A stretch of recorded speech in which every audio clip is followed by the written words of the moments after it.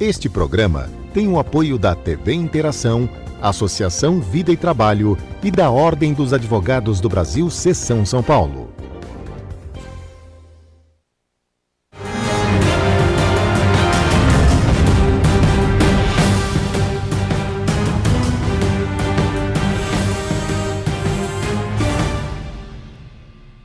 Alô, amigos, bem-vindos ao Gente que Fala. Estamos na TV aberta, canal 9 da NET, canais 8 e 186 da Vivo.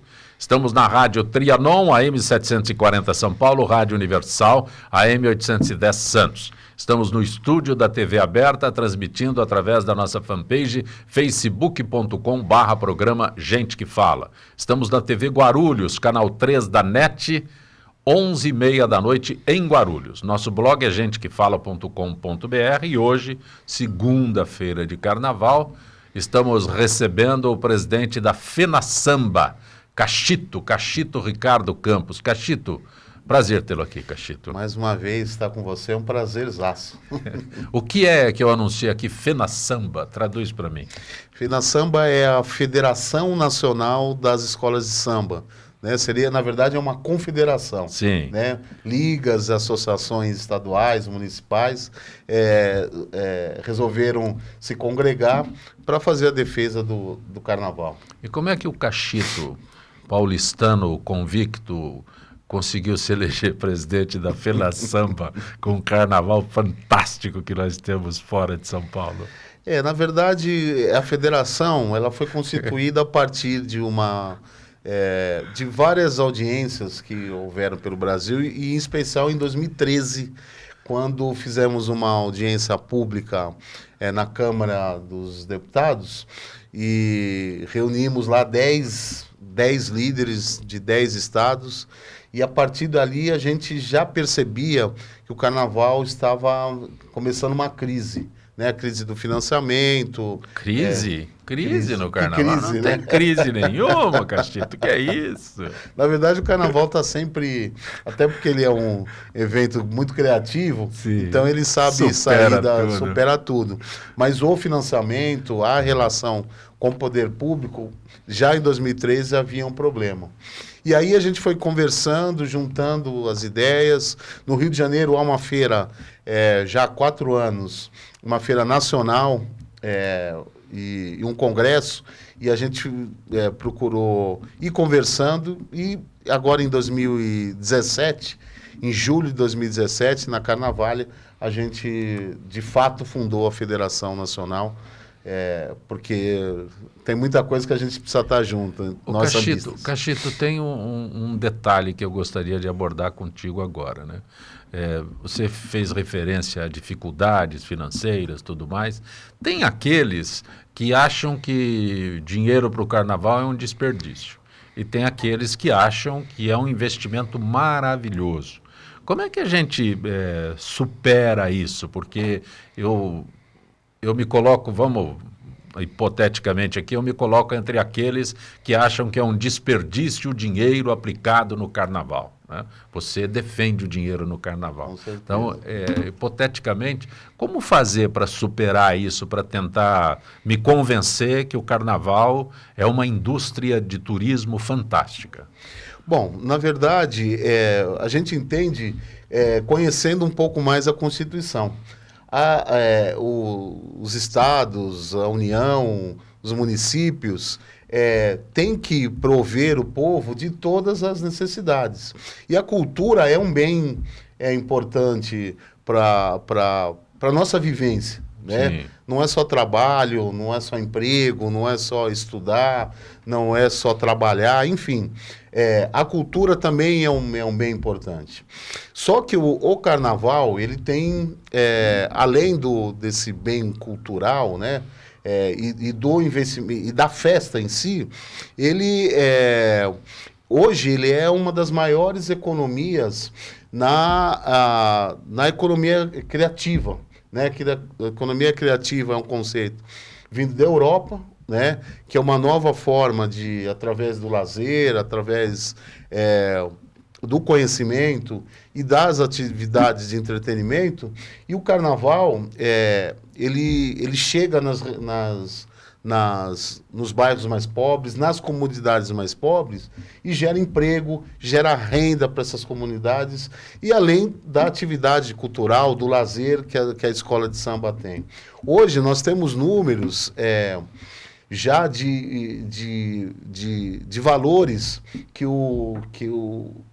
as cidades ganham em torno de 11 bilhões, que as cidades faturam só com o turismo em relação ao carnaval. O carnaval gera 11 bilhões de receita para o turismo. Isso. Posso simplificar assim? Pode simplificar isso. E nós ainda precisamos de uma pesquisa um pouco mais aprofundada, porque aí nós vamos entender melhor e esses números, obviamente, vão crescer. Tem cidades que não geram um fluxo de turismo tão grande como Rio de Janeiro, como Salvador, Recife, coisas... Enfim, até São Paulo hoje, com as escolas de samba e com o carnaval de rua, hoje o turismo é muito grande aqui na cidade de São Paulo também. Mas em cidades médias e pequenas, somente nas pequenas, não há esse fluxo turismo. Só que o carnaval, ele trabalha por pelo menos 6 a 7 meses. Isso dando emprego para muita gente. E aí é um investimento, né? Não é um desperdício. A prefeitura, quando investe lá 100 mil reais, ela está ativando aquela economia local. Muitas pessoas talvez estivessem à margem do trabalho sem a atividade do carnaval. Então, esses números, a nossa federação vem justamente para dar luz a esses números, para a gente fazer essa discussão, porque é muito importante a gente poder discutir e entender. As pessoas realmente têm essa dificuldade de conhecer como é que funciona o universo do carnaval. Até citando, né? O ano passado, quando a gente conversou nessa época do ano, o Crivella tinha sido eleito recentemente pela formação dele e tal, evangélica, ele é contra o carnaval. Não é segredo o que eu estou falando aqui. Ele não apoia o carnaval. Perfeito. Esse ano ele trabalhou com o orçamento do 2016, né? Agora em 2017 ele teve que rever exatamente para este ano de 2018. Então ele falou, vocês fazem o que eu quiser, eu vou embora. Quando alguém se comporta desta forma, o que o sambista, o que a FENASAMBA faz para poder superar? Isso é um obstáculo enorme. Muito complicado. O que o prefeito Crivella, no Rio de Janeiro, está fazendo lá na cidade do Rio de Janeiro, e também em Porto Alegre, onde os carnavalescos também estão vivendo sérias dificuldades, é quase que um crime. Porque o Rio de Janeiro, além da importância cultural do carnaval para a cidade, ele é o indutor da economia do turismo da cidade. Se a gente pensar que Copa do Mundo talvez nunca mais tenha no Brasil, Olimpíada talvez nunca mais tenha no Brasil, e o quanto se gastou para fazer esses eventos, o carnaval ele gasta muito menos, e todo ano o carnaval é a porta de entrada do turismo para o conhecimento da cidade do Rio de Janeiro. Eu vou acrescentar, quanto se gastou na Copa do Mundo e na Olimpíada, não, né? O quanto não retornou. Verdade. E o carnaval é um retorno assegurado, como nós estamos colocando aqui. Com certeza. Então, né? O que ele está fazendo é um crime contra a cidade do Rio de Janeiro. Quando ele tira os investimentos da prefeitura, e lá no Rio de Janeiro, o que ele investe, ele recebe por 10, né, esses valores, na verdade ele está tentando contra a própria cidade dele.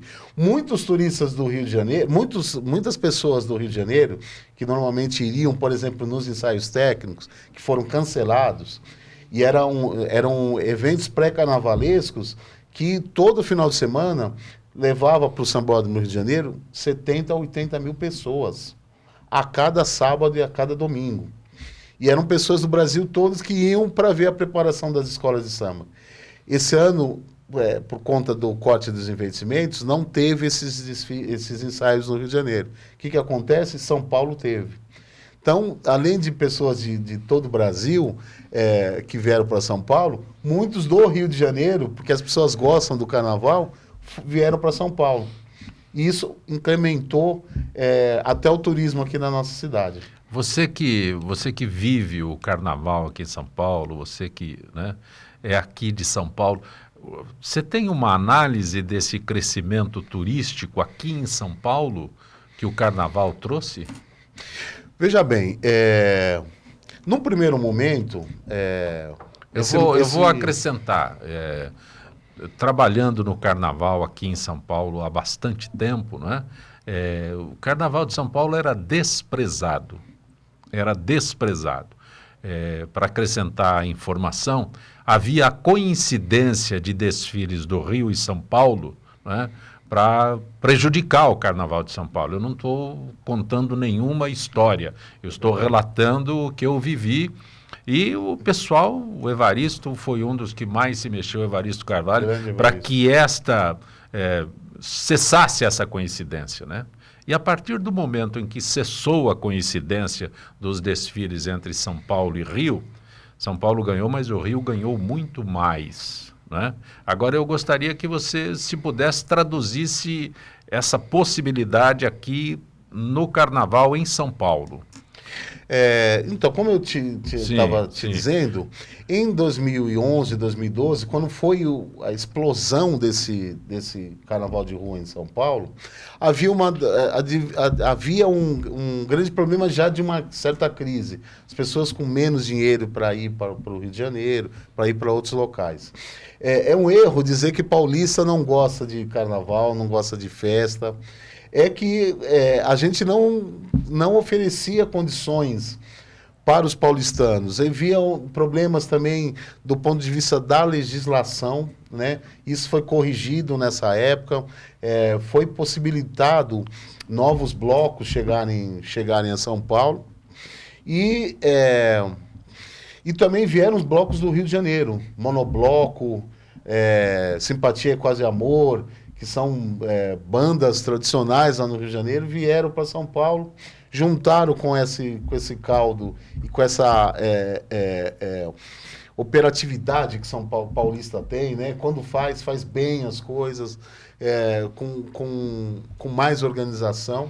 E as pessoas descobriram que poderiam, não precisariam ir viajar não sei quantos mil quilômetros para ir para o outro lado do país, para curtir o carnaval que ele pode curtir aqui, mais barato, mais perto de casa, né? E aproveitar o tempo de viagem para ir fazer outro tipo de coisa, né? Gastronomia, para comer em São Paulo. Aqui em São Paulo, Sacopé tem um dado assim, muito grande do turismo, né? O turismo que mais as pessoas mais gastam é o turismo de negócio. Gera recurso em São Paulo, o turismo de negócio, né? Então, os valores do turismo aqui em São Paulo são até maiores que em outros lugares, né? Mas é um turismo mais para negócio. E em São Paulo, no período de carnaval, as pessoas, por exemplo, do Rio de Janeiro, que não curtem tanto carnaval, por exemplo, vêm em São Paulo para fazer compras na 25 de março. Sim. Que é uma rua famosa no Brasil inteiro pelo comércio, mas tem um comércio de carnaval ali, né? E muitas escolas de samba em cima da hora vão lá, precisam terminar o carnaval. Ali é o Socorro. 25 de março está lotada.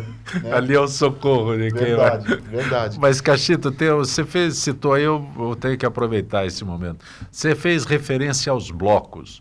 O Rio de Janeiro, até estranhei, né? O Rio de Janeiro exaltando a redução do número de blocos na cidade do Rio de Janeiro e, de certa forma, desprezando, porque São Paulo aumentou consideravelmente o número de blocos neste carnaval de 2018. Como você analisa isso, Cachito? O Rio de Janeiro está contente porque, olha, estamos terminando, estamos reduzindo o número de blocos na cidade. Eu quero entender. É um contrassenso, né? Para você ver como as coisas, né? O mundo dá voltas, né? É impensável isso no Rio de Janeiro. Mas o que há no Rio de Janeiro e há em outros lugares também uma certa... um problema de preconceito também, né? Sim. Há um certo preconceito para as questões do carnaval, para essas atividades mais culturais. E é um problema para as cidades também, né? Porque o carnaval, ele ocupa espaço, ele atrapalha o trânsito. Isso nós sabemos que é verdade. E cabe de nós, organizadores, junto com as prefeituras, com quem organiza, procurar minimizar o maior número de espaços. No Rio de Janeiro, havia uma concentração que ficou excessiva em alguns lugares da cidade, praticamente travando, né?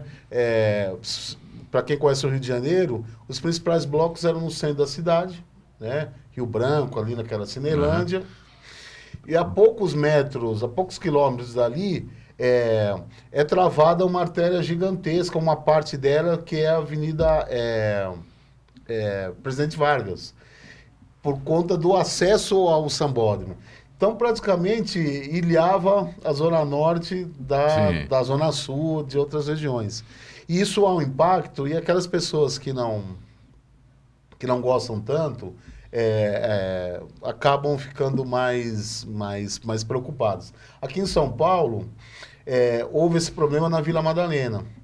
Então, a prefeitura procurou, nesses anos, tirar os grandes blocos da região da Vila Madalena para o centro da cidade.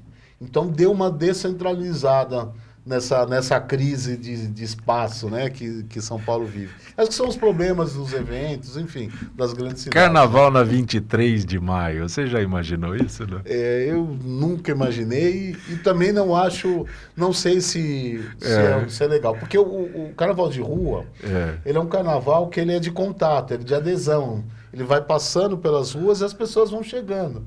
Na 23... não tem ninguém, é uma via corredor, expressa, uma via expressa. As pessoas não vão estar lá. Não vai estar. Esse carnaval de rua, as pessoas não vão para assistir. Se talvez fosse um desfile de escola de samba, onde o público assiste, então olha o espetáculo, talvez sim. Mas para um bloco de rua, começou agora nesse sábado, enfim.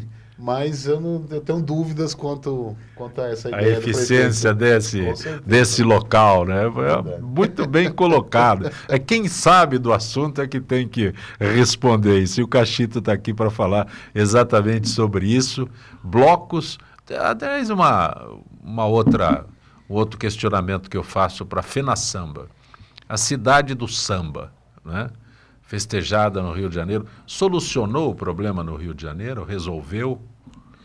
Ele diminuiu. O Rio de Janeiro, ele conta com... A cidade do samba, ele foi feito primeiro, para ocupar a montagem das alegorias em um lugar decente. Para agrupar os barracões que eram espalhados pela cidade do Rio de Janeiro. Agrupar, mas primeiramente... ter um lugar com condições de segurança, enfim, de conforto, muito melhor que havia nos barracões. Havia nos barracões das escolas de samba muita falta de segurança. Lugares pequenos, baixos, sem as condições técnicas, extintores de incêndio, enfim, medidas protetivas da vida das pessoas. Então, era um risco muito grande. Então, esses lugares já foram projetados para ter toda a segurança, para ter o espaço físico, para se fazer os carros no tamanho que eles vão ser apresentados no desfile. E isso impacta na segurança, porque se você vai construindo os carros aos pedaços... Quantas vezes nós vimos isso aqui? Nossa Senhora, muitas vezes. O cara sair do barracão com todo aquele carro maravilhoso, mas descobre que lá no meio do caminho o corpo de bombeiros falando, aí não passa. Aí tira fio, o carro quebra, cai em cima das pessoas. Enfim, é um grande... Mas é bonito. É muito bonito. Né? Então, ele foi construído para isso. Ele agrupou todas as entidades, né, do Grupo Especial do Rio de Janeiro. E lá tem uma área de produção, de treinamento, né, então de capacitação de profissionais. E virou um espaço de shows, de eventos. E isso essa medida deu tanto certo que em São Paulo também se tem hoje mais duas fábricas do samba, que é para o Grupo Especial que está sendo construído ali na Barra Funda, né?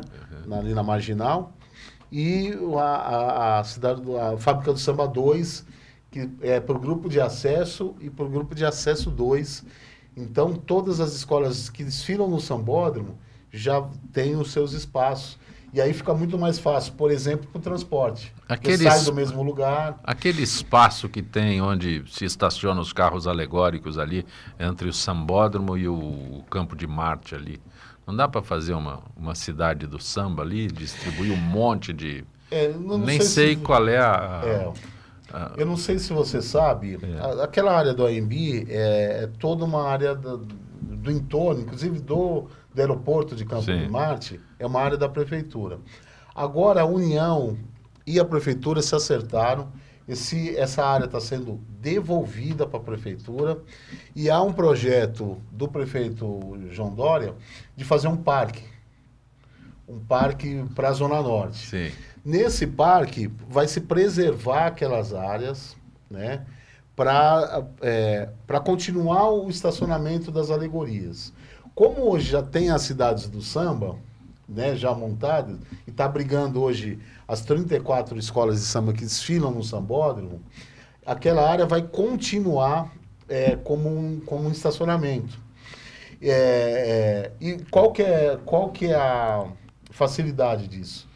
Você, poucas horas depois do desfile, você pode liberar o trânsito. Sim. Porque se fosse voltar, como no Rio de Janeiro, que eles vão até o Sambódromo, depois eles voltam para o barracão. No Rio de Janeiro, todas as alegorias são motorizadas.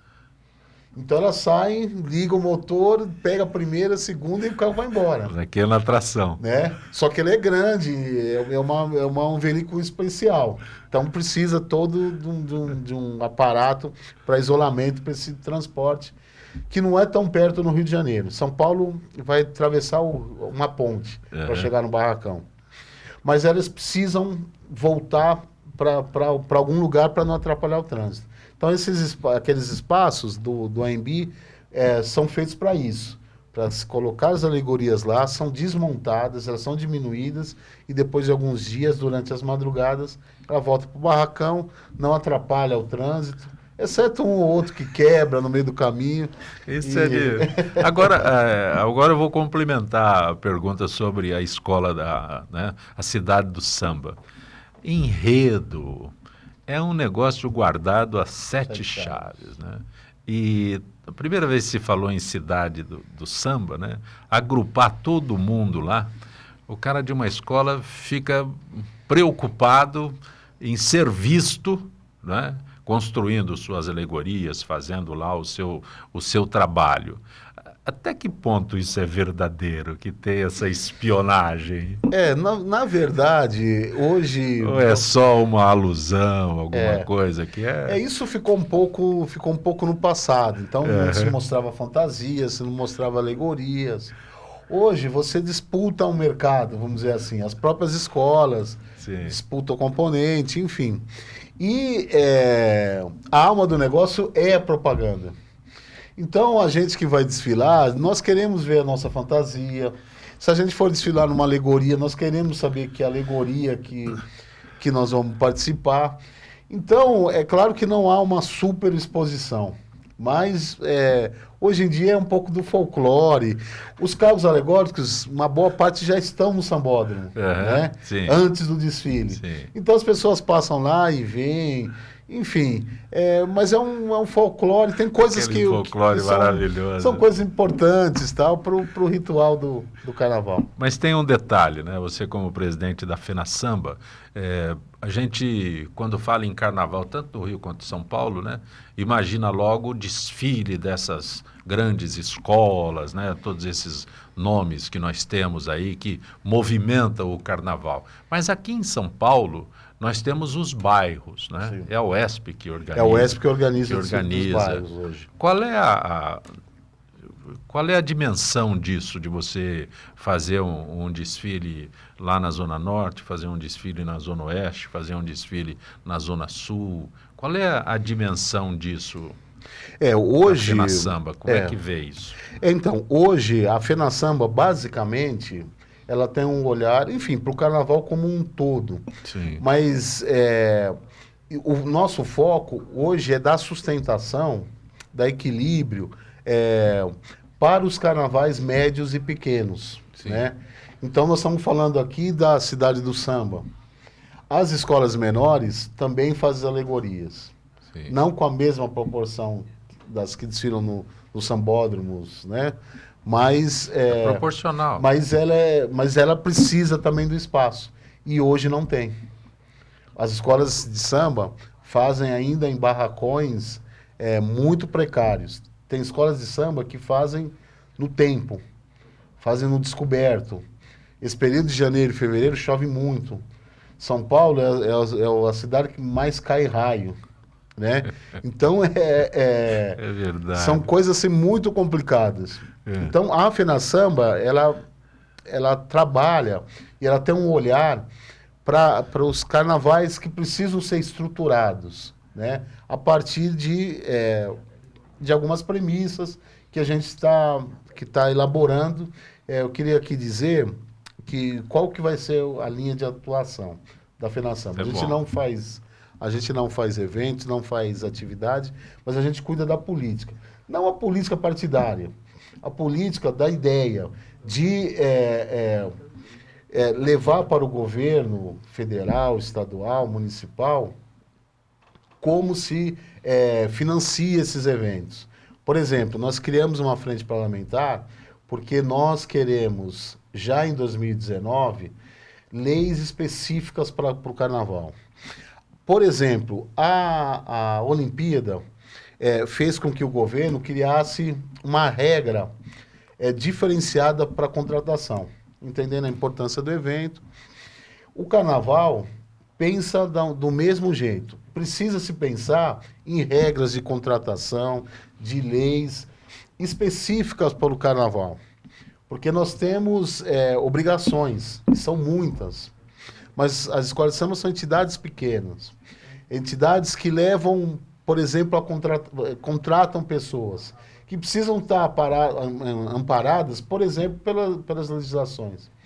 Só que a contratação ela precisa atender uma diferenciação para facilitar e não deixar os profissionais fora do mercado legal. Mas, Cachito, contrata quem? Essa é a minha pergunta que todo mundo fala, porque nós imaginamos que o amor ao samba faça todo mundo trabalhar num carnaval.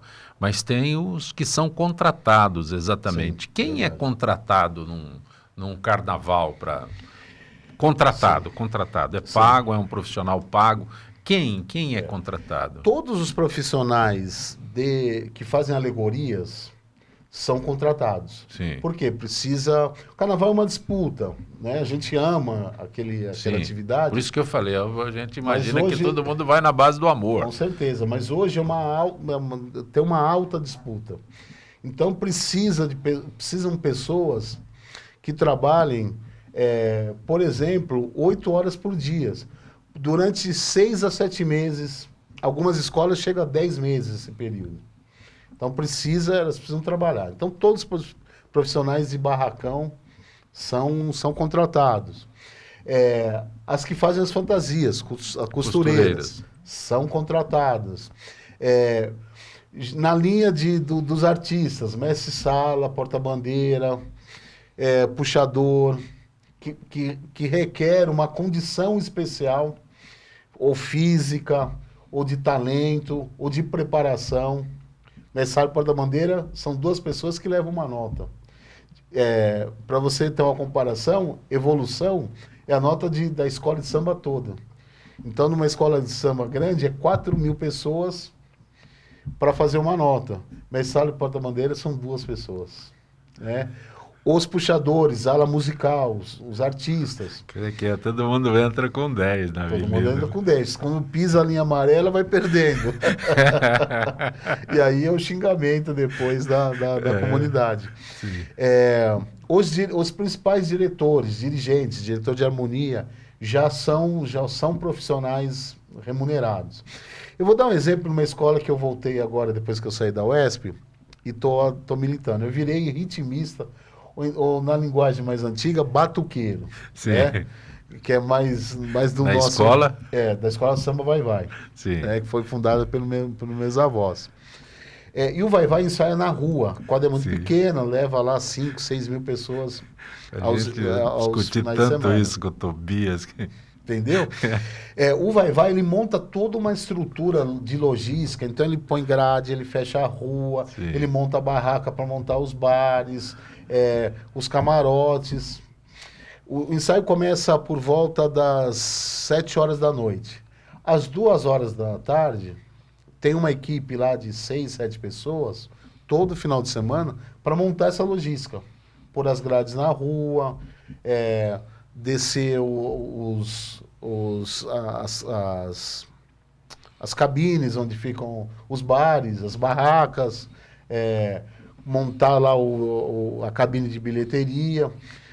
Todo final de semana, ou 2 vezes por semana, essas pessoas trabalham para a escola de samba. Este é o ensaio técnico a que você referia há instantes que o Rio de Janeiro não faz mais. Não, o que eu estou referindo a quadra mesmo. Não, né? na quadra, né? Isso. Mas este é um evento, o Rio ainda permanece com isso? Os ensaios de quadra, sim. Sim, normais. os ensaios de quadra. Agora, aqueles ensaios técnicos que é feito no sambódromo, que é a preparação final, esses então, aí foram voltando ao ensaio de quadra, quando eu me referi ao Tobias, né? Sim.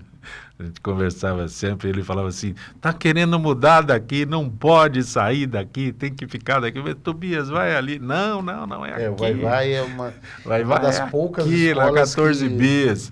Que ficou, resistiu, sofreu muito, e continua sofrendo, né? Mas continua no seu espaço.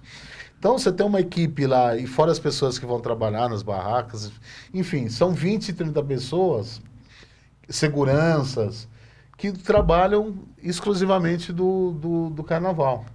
E aí você tem, por escola de samba, você tem aí 100, 150 pessoas, 200 pessoas que trabalham e vivem do carnaval. Vivem do carnaval. Do carnaval. Né? Se a gente pensar, claro que aqui eu estou dando números aproximados. Se a gente pensar que nós temos em São Paulo por volta de 110, 120 escolas de samba, multiplicar esses números por essas escolas de samba, umas mais, outras menos, a gente tem uma classe trabalhadora muito grande. Né? Mercado de trabalho enorme. Um mercado de trabalho enorme.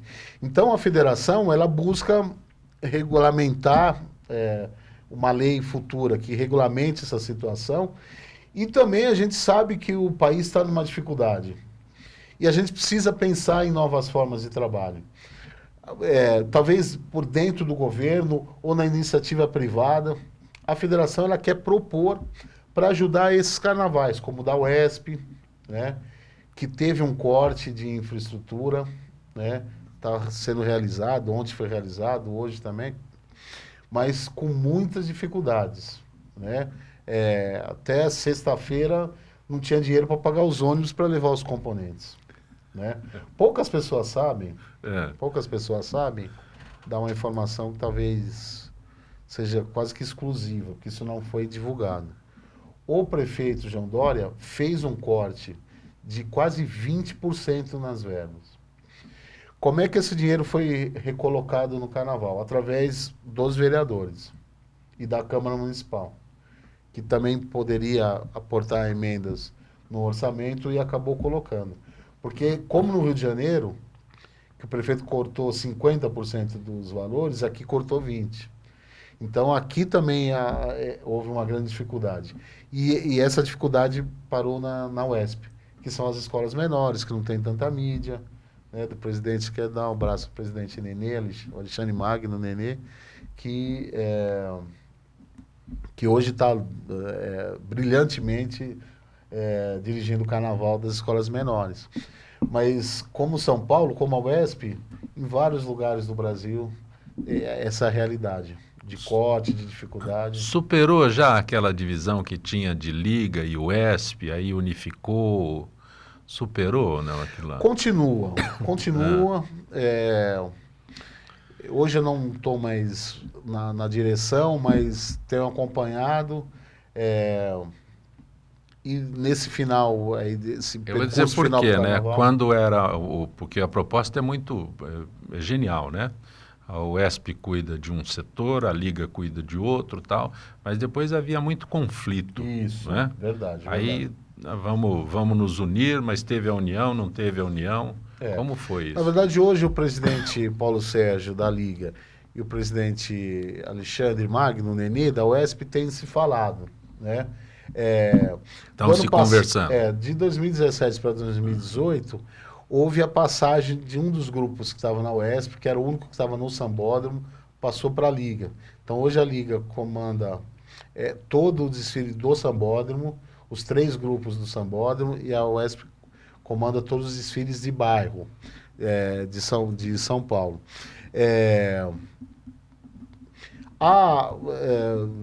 Há divergências, obviamente. Não quero fazer fofoca, só quero... não, só quero que se esclareça cada vez mais. Com certeza. Há divergências, mas pelo menos as relações, porque isso também tem a ver também com quem está à frente da entidade, né? Então, dependendo do presidente, ele tem um perfil, não se dá com outro presidente, então as rugas acabam ficando maiores, né? Mas hoje me parece, mesmo com a passagem de um grupo a mais para a Liga, que as entidades estão se falando e, de uma certa forma, a UESP se concentra porque também era uma dificuldade, a UESP fazia sambódromo, fazia bairro, um concorria com o outro. Hoje não, ela foca nos desfiles de bairro e aí ela vai fazer esses desfiles, obviamente, crescer, né? Porque o sambódromo, ele é todo pago, as pessoas também têm certas dificuldades. E o movimento das ruas, de uma certa forma, ele vai atingir o bairro também. Porque as pessoas querem sentir participante da festa, estar mais junto, poder saber que aquela pessoa que está desfilando ele conhece, porque é vizinho dele, então ele vai assistir. O carnaval de rua é isso. As pessoas querem ser agente também do espetáculo, não só ficar assistindo, né? Cachito, você fez referência há instante de uma frente parlamentar. Você conseguiu agregar parlamentares para defender o samba, para defender o carnaval? Quando se fala em samba, né, parece que é muito específico, mas para defender essa indústria do turismo que existe no Brasil, com samba, frevo, qualquer que seja o ritmo que se defenda nisso. Conseguiu convencer parlamentares? Sim. Não é só parlamentar da Bahia, né? Não, tem do Rio de Janeiro, de São Paulo, do Rio Grande do Sul, né? Então tem do Brasil inteiro. Para criar a frente parlamentar, você precisa de quase 200 assinaturas. A frente parlamentar que nós criamos, ela é mista. Então ela é do Senado e da Câmara. Sim. São quase 200 deputados federais e mais 20 senadores. Em princípio, todos assinaram, então a gente crê que... existe uma legitimidade. Uma legitimidade, porque na coleta das assinaturas, muitos deputados e senadores claramente se posicionaram contra e não assinaram. Né? Então, ficou muito claro os posicionamentos, né, de quem estava a favor e quem estava contra. Ela foi instalada agora em dezembro, né, próximo do Dia Nacional do Samba, e a gente está marcando para abrir uma grande audiência pública. Porque, meu querido... Lá em Brasília. A audiência pública, a gente consegue trazer os deputados e trazer membros do governo. Quando nós fizemos em 2013, nós juntamos 5 pastas, turismo, trabalho, cultura, ciência e tecnologia, tem mais uma, eu já vou lembrar.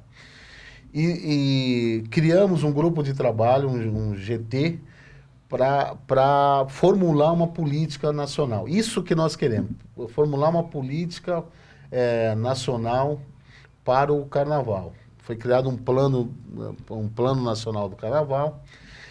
Infelizmente, no processo, todos nós sabemos, mudou o governo, a presidente caiu e os esforços acabaram se perdendo. Nós queremos retomar isso como audiência pública para, em 1, 2 anos, a gente retomar esse plano do carnaval. Ele ajudaria muito nas bases para a gente ter um novo carnaval. Por exemplo, os insumos do carnaval são muito caros. Uma pena, um tecido, uma pedra. Boa parte disso, por exemplo, vem da China.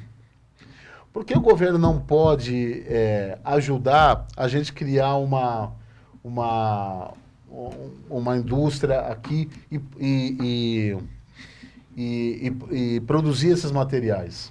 Por exemplo, as penas vêm de animais. Uhum. Né? Nós temos um forte agronegócio. Por que não, em apoio com o agronegócio, a gente criar uma indústria de animais aqui e servir esses animais para fornecer esse material. Pegar essas aves demanda, todas aí. Né? Há uma demanda muito grande disso. Então são essas ações penas saem daqui, vão para a China e voltam tingidas. Verdade, né? também. Mas, Cachito, e a Embaixada do Samba Paulistano? A Embaixada do Samba ela foi criada em 1995, né? Sim. Eu fazia parte da UESP, mas o presidente era o Robson de Oliveira, que também foi presidente da Liga, você sabe disso. E eu, junto com a Leia, que também foi ex-presidente, a gente criou a embaixada porque a gente achava que o samba precisava reverenciar os seus baluartes, os seus heróis, né? Então a gente criou uma academia dos baluartes do Carnaval de São Paulo. Dessa academia também sai o Cidadão e a Cidadã Samba, que era um concurso que estava se perdendo um pouco. O Cidadão e a Cidadã Samba, eles são a personalidade do samba na corte do carnaval. Então eles representam o samba, porque o Rei Momo ele não é necessariamente do samba, ele é do carnaval. Sim. E o carnaval ele aceita todas as manifestações. O Cidadão e a Cidadã Samba são as grandes personalidades do samba. Então eles entram junto com a corte, com o rei, com a rainha, enfim.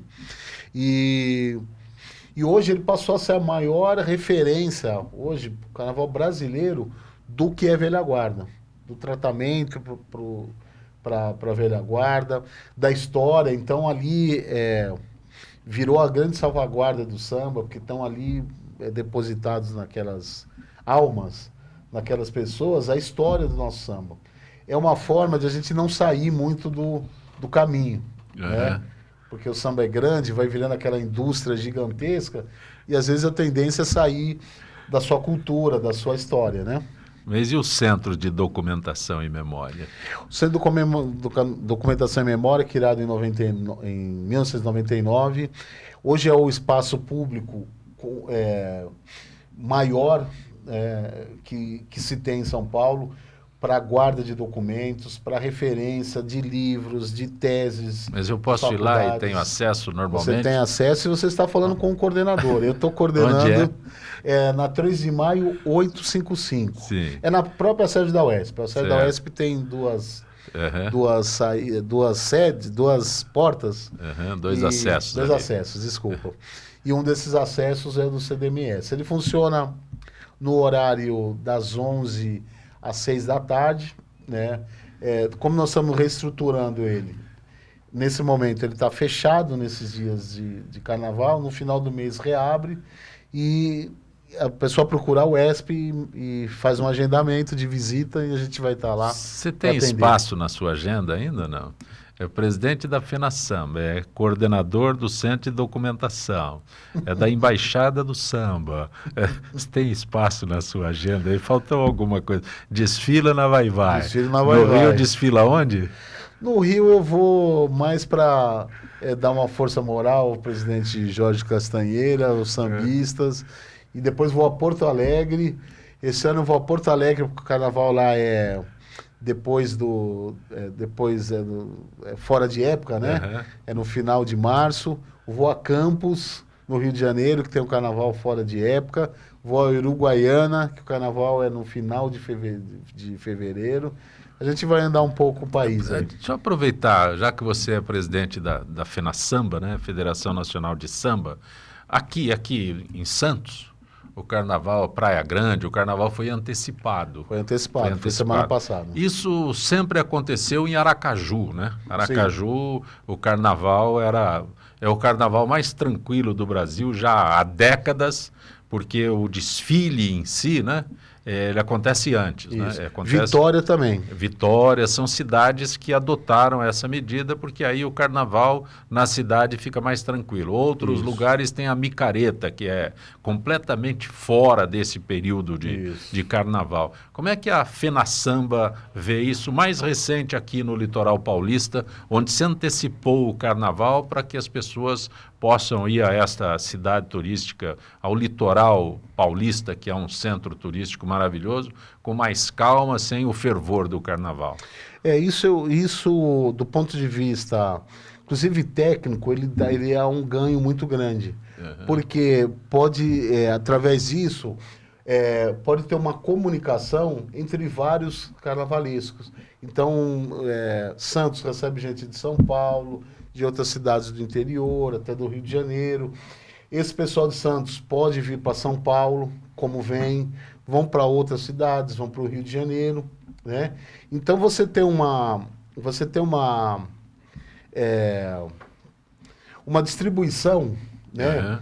Pelo mês, né? Eu acho que para a economia do carnaval e o ganho técnico é muito grande, né? Santos não vai deixar de ter carnaval. Mas o desfile, vamos dizer assim, Santos ganhou uma semana a mais para o próprio turismo, né? Porque quem iria para o Rio de Janeiro, se fosse na mesma época, talvez não iria para Santos. Então essa pessoa pode ir para Santos e depois vai para o Rio de Janeiro, e depois vai para Porto Alegre. Como os rodeios, que tem um circuito de rodeio. Sim. E as próprias micaretas, né? Tem grandes micaretas uma vez por mês em cada grande estado do nosso país. Então, criou-se um circuito. Então, isso para a economia, para o negócio do carnaval, é muito bom. E tem um ganho técnico. Nós estamos falando de eventos, de uma competição, né? Você pode se preparar melhor. Você é a pessoa mais indicada para falar sobre isso. Você é o mais indicado. Opa, obrigado. Né? Então, eu não vejo como uma coisa ruim, não. Eu vejo como uma coisa boa. A UESP formou a Escola de Formação de Avaliadores. Isso. Qual é o objetivo dessa Escola de Avaliadores do Carnaval? A Escola de Formação de Avaliadores é um outro processo que vem do crescimento do Carnaval. Por exemplo, você é um avaliador do Carnaval que cresceu dentro do Carnaval, se formou no Carnaval. Então, se eu tiver alguma dúvida com relação ao Carnaval, eu pergunto para o Cachito. Verdade. Aí se chegaram à conclusão de que havia necessidade de uma escola para formar isso. Isso quem ensina você é a vida, não tem como fazer. Mas os quesitos de carnaval, eles são muito técnicos. A bateria, por exemplo. A bateria, você tem lá 7, 8 naipes que a gente fala. Então, surdo de primeira, surdo de segunda, surdo de terceira, as caixas, repinique, tamborins. E esses instrumentos precisam estar... Tinha que ter o ouvido que o Lagrila tinha. Com certeza, Lagrila, Divino, outros grandes mestres. Vários carnavais com o Lagrila, aí ele... Verdade, é uma figuraça, né? O que você está ouvindo aí que eu não estou ouvindo? Mas tudo isso tem uma técnica musical. Sim. E precisa a gente retirar do dia a dia e treinar essas pessoas para entender essa técnica. Eu transmiti vários carnavais, né, com o Lagrila e o Denilson. Grande Denilson. Já foram embora os dois. Foram embora os dois e tal. Mas aí eles discutiam entre eles e eu ficava ouvindo isso que você está falando aí, os naipes. Eu falei, para mim é uma batucada só. Essa bateria está num ritmo alucinante aí, mas eu não vejo nada. E o Lagrila discutia com o Denilson, né? E o Denilson também, porque aí não dá. Mas como? E é possível aprender isso ou só se aprende como o Cachito que cresceu dentro do samba? Não, eu acho que hoje... É lógico que se você cresceu lá, você tem facilidade, com né? certeza. O Cachito, que aprendeu hoje a técnica, se eu nascesse hoje, eu certamente não teria condições de aprender. Né?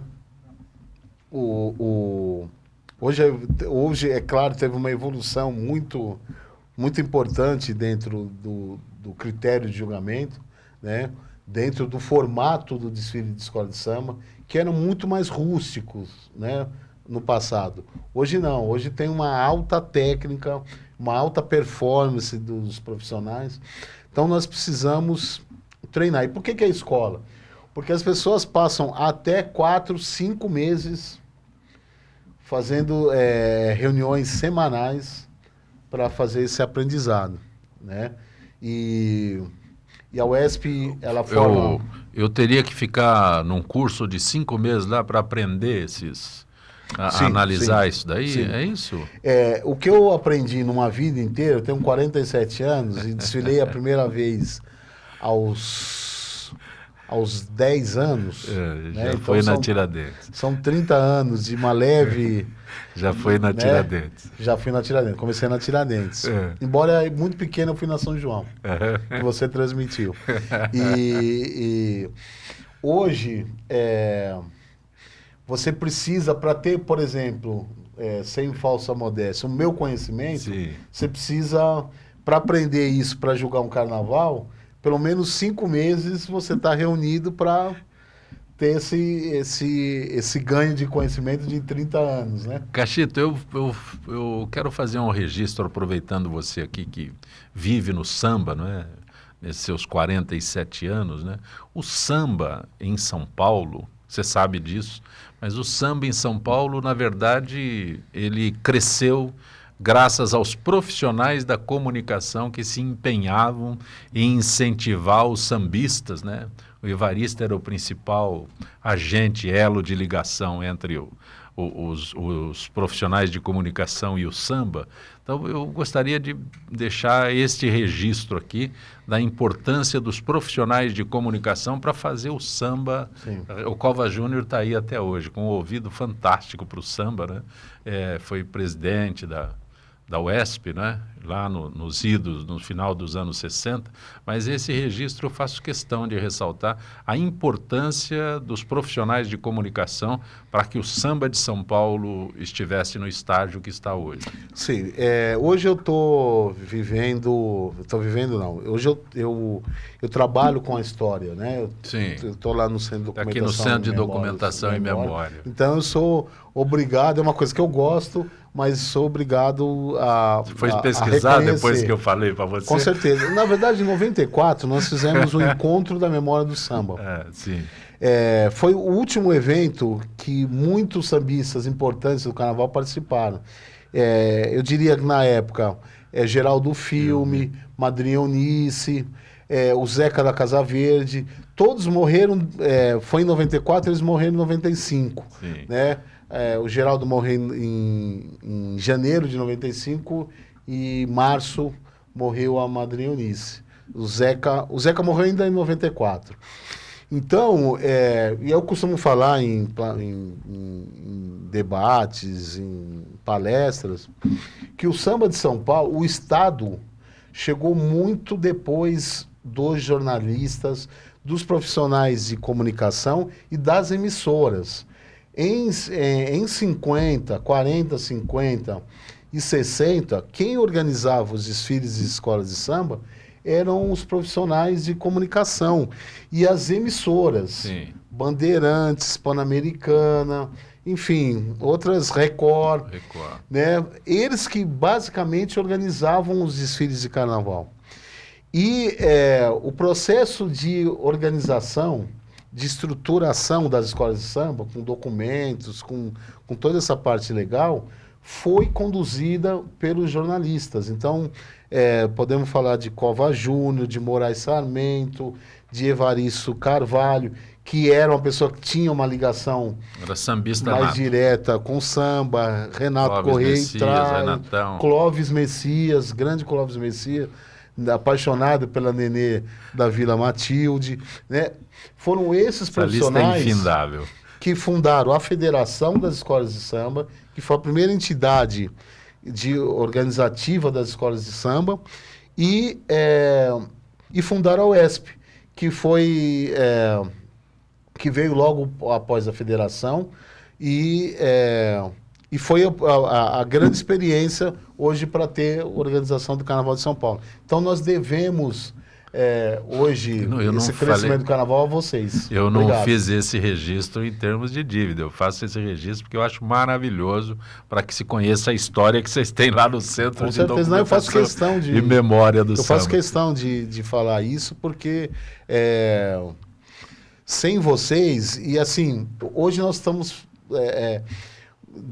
de uma maneira geral com uma dificuldade hoje de recursos públicos, né? E nos anos 60, anos 50, não havia recursos públicos. Nenhum. Entendeu? E a gente fazia com os nossos jornalistas, com as empresas de comunicação. Então, é um case, né, que as pessoas falam, para o futuro, para nós que estamos tocando carnaval. Meu querido Cachito Ricardo Campos, presidente da FenaSamba, Federação Nacional do Samba, maravilhoso tê-lo aqui no nosso Gente que Fala. Pena que você demorou tanto tempo a voltar, não espero o carnaval do ano que vem para voltar, não. Vê se volta antes disso. É uma delícia estar aqui com você. Vamos fazer uma micareta. Já está ficando tradicional o nosso papo durante o carnaval, né? Muito obrigado e estou à disposição. Agradeço mais uma vez ao Cachito Ricardo Campos, que é presidente da FenaSamba. FenaSamba é Federação Nacional do Samba, participando desta edição de Gente que Fala. Estaremos de volta amanhã, sempre com direção do jornalista Fausto Camunha. Gratos, até lá.